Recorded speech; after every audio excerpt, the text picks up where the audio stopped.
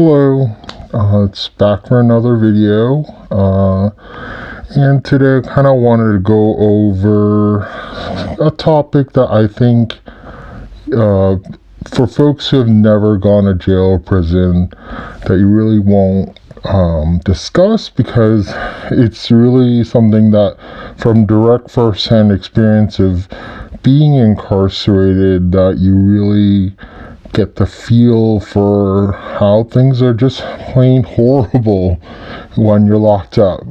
I don't think anybody has this kind of belief that things should be super comfortable, but the whole experience of being incarcerated is that you're kept in one place, that your entire schedule is decided for you. You have no say in what you can do or can't do.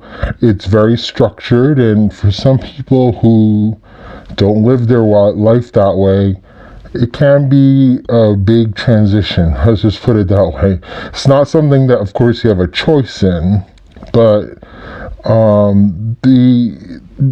just going into a jail or prison, one of the things you'll notice is that things that you normally do when you're living on your own or with your family, that you really will not notice these subtle changes until you get into jail or prison.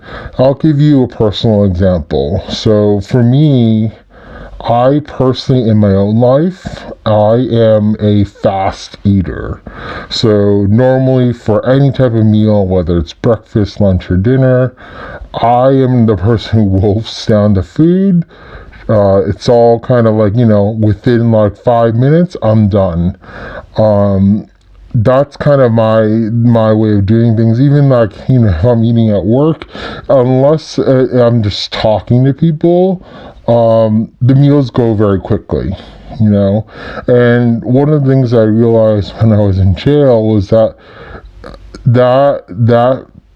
personal way of attacking the food didn't work. That I struggled to eat my food because, of course, jail food, prison food, it's disgusting. It tastes horrible, usually because it's really bland, it has no flavor, but it also doesn't taste like food. It tastes like matter, and you're not really eating food, you're just consuming matter or calories or protein, if there are any protein. And I usually struggled to eat the food, so it would take me at least 8 minutes to eat my food, where I'm chewing just small bits at a time. It tasted awful, but I knew that I still had to eat in order to keep myself healthy, that I still have to eat. And I noticed that guys around me would wolf down the food the same way I would do on the outside, but they eat whatever they want to eat, which is usually only a third of what's given to them, and then they just throw the rest away.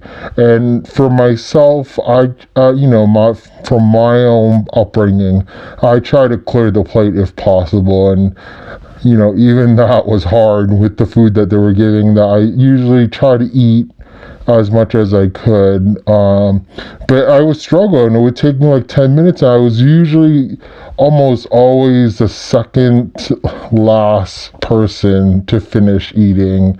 And, for the guys who are doing the food service and they're cleaning up, you're kind of holding them up too, because they want to get finished, with the trays and all that. So I personally, have tried to get better at that during my time in jail, but never really worked out. And I can tell you one of the consequences that actually, they did a weigh-in when I first got in, and when I got out, I did a weigh-in. I actually lost 5 pounds during my stay, which, of course, with COVID, I've gained that back and a lot more. So, but otherwise, yeah, that's one example. Another example is showers. So, again, when I'm at home, I actually tend to take really fast showers. That's just my style. I'm also very eco-conscious about using water and stuff like that. And so I'm pretty good with just getting through my shower routine very quickly, in and out. I'm not like the type that takes like 20 or 30 minutes to take a shower. But I found myself when you're in jail, really taking a shower is one of the few places that you're truly alone. Because even when you're using the bathroom, you're not alone, because there's this other dude sitting right next to you in the next toilet, in the next cubicle. You can totally tell he's doing his business, but you're doing yours. But you can also see his face while you're doing your business. There's no privacy when it comes to using the toilet, but when it comes to the shower, you might have remember from a previous video where I discussed how showers and toilets are laid out in jails and prisons nowadays, that the showers do have curtains. So many people take advantage of that fact that there's curtains for them to really get some personal time under the shower head, with do whatever you need to do. Of course, obviously for a lot of guys, that's their time to masturbate in the shower. And you can tell when a guy's taking like 45 minutes to take a shower, he's in there not just showering. So I can't say personally that I ever caught people in the shower stalls together having sex, but there are some very suspicious individuals who don't smell that clean often when they come out of the shower, but they take a lot of showers. So you kind of can assume what you want to assume about that. But in terms of just myself, I normally would be in and out, but when I was in jail, because it was the only place that you had privacy, I would enjoy taking a hot shower where I had no one's talking to me, no noise, no craziness. It's just myself under that shower head, and the water is almost always hot when I take the shower, so it feels a lot better than the ambient temperature of like 65 degrees that they have in the dormitory. So you do feel warmer taking a shower. And so you just want to stay there, and the dream's over when you have to decide that finally, okay, I gotta get out of here because I've been here too long. And then when you finally put your clothes on, and then you take your shower shoes off and stuff like that to your regular shoes, you kind of regret that you had to even leave the shower, because that is your oasis when you're in jail. So just take those two things, like food and showering, where my personal kind of habits were really fast and quick. When I was in jail, it was slow, and obviously for different reasons for my two examples. But it really can show you how people can adapt in prison or in jail on how they do those things. So if you're a fast eater, you scoop up, you just identify the food, the bits of food that you think are going to work for you nutritionally, you eat it, and then you go. You're not going to try to swish off every final bits, and admire the food. A lot of guys don't even look at what they're eating because they already know the food schedule so well that they might just shovel it down, don't care, and just move on to the next activity. Food is not, at least the meals that they serve you are not what people dedicate their time to. It is purely for consumption, for the food and the nutritional aspect. It's not meant for people to have like a long discussion over lunch or whatever.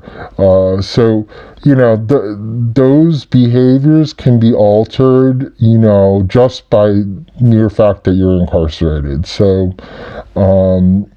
this may help you if you have relatives who are incarcerated, to get an understanding of how they're dealing with their daily lives. So when you give them a phone call, for example, you're taking them out of that atmosphere. So I really think that's important for you to realize, if you're calling somebody, that they then are taken out of this, where they have zero privacy.